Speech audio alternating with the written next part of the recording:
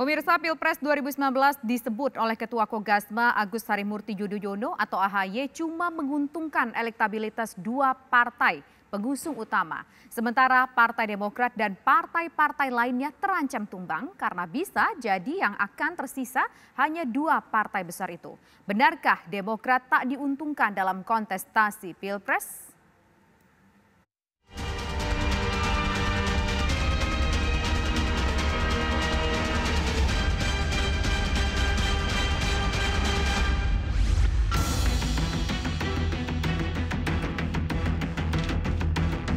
Hanya partai-partai pengusung utama capreslah yang paling berpotensi mendapatkan efek elektoral terbesar. Nah, ini sah-sah saja. Ini bagian dari namanya strategi politik.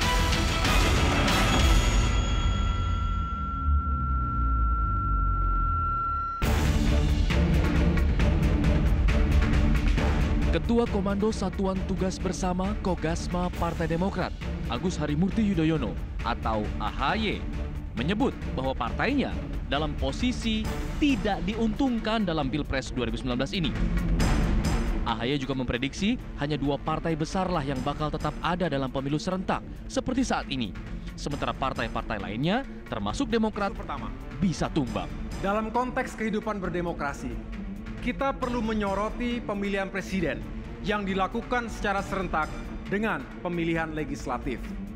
Dampaknya, hanya partai-partai pengusung utama capreslah yang paling berpotensi mendapatkan efek elektoral terbesar.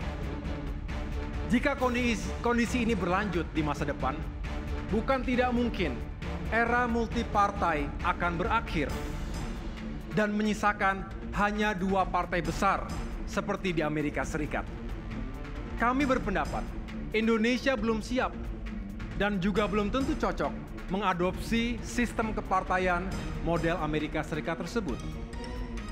Partai Demokrat berpandangan bahwa sistem multipartai merupakan pilihan yang paling rasional dihadapkan pada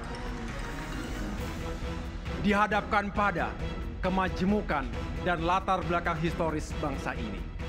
Karena itu, pasca pemilu 2019 nanti, kita semua harus duduk bersama melakukan dialog untuk membangun konsensus nasional tentang sistem politik apa yang paling cocok bangsa kita di masa mendatang.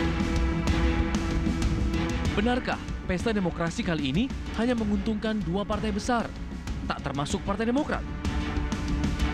Calon Wakil Presiden nomor urut 02 Sandiaga Uno tak sepakat kalau Partai Demokrat disebut tak diuntungkan dalam pemilu 2019.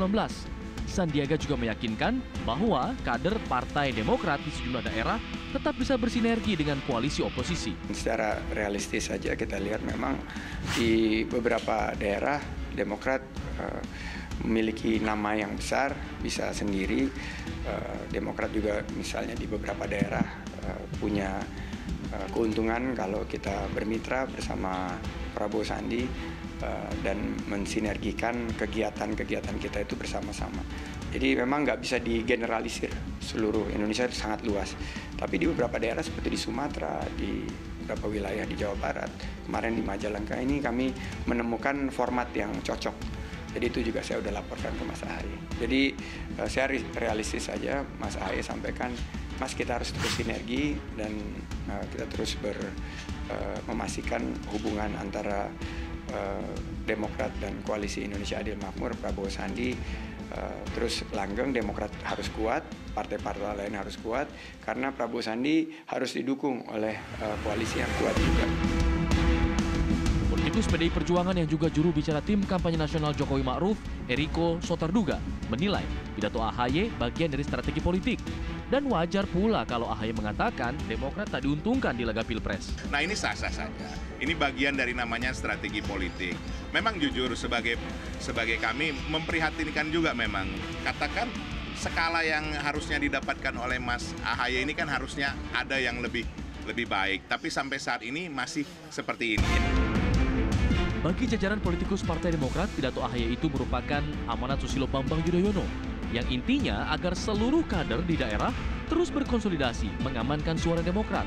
di pemilu legislatif. Yang kami dapat langsung dari Pak SBY, perintah beliau ke kami adalah mengamankan suara Partai Demokrat di pemilu legislatif. Jadi sehingga caleg-caleg yang sekarang bertarung di pileg ini bisa mendapat kuota karena kami itu punya target setidak-tidaknya sama dengan suara 2014 lalu 10%. Dan target kami sebetulnya harus meningkat, ya 10 sampai 15% ya range target kami. Kalau untuk pemilu presiden memang amanat dari Pak SBY ke kami adalah supaya Partai Demokrat menjadi kekuatan yang menjaga pemilu ini menjadi pemilu yang damai, menjadi pemilu yang beradab, menjadi pemilu yang sejuk, tidak terlibat di dalam panasnya tensi politik sekarang. Pengamat politik Tri Andika tak menyangkal kalau di Pilpres kali ini cuma 2 partai besar yang diuntungkan. Sehingga partai-partai pengusung lainnya harus berjuang untuk partainya sendiri. Dan saya pikir sekarang gejalanya demikian ya. Di semua partai politik ya, di semua partai pendukung. Dengan adanya Pilpres serentak ini tentu 2 partai besar yang diuntungkan ya, yang mendapatkan kotel efek, yaitu Partai Gerindra dan Partai PDIP Perjuangan. Sehingga bagi partai-partai pendukung lainnya, mereka bisa dikatakan kurang mendapatkan keuntungan yang banyak.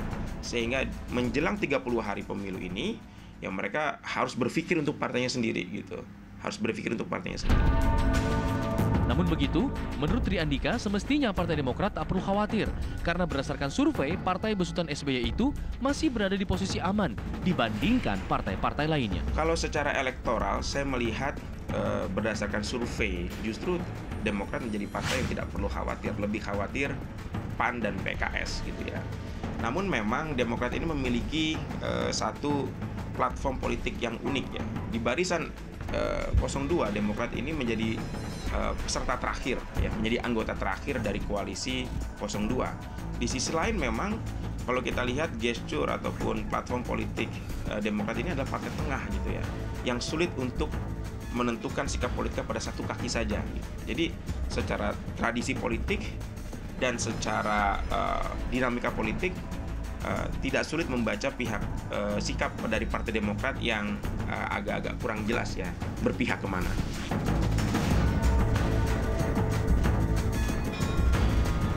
Hanya partai-partai pengusung utama capreslah yang paling berpotensi mendapatkan efek elektoral terbesar. Nah ini sah-sah saja. Ini bagian dari namanya strategi politik.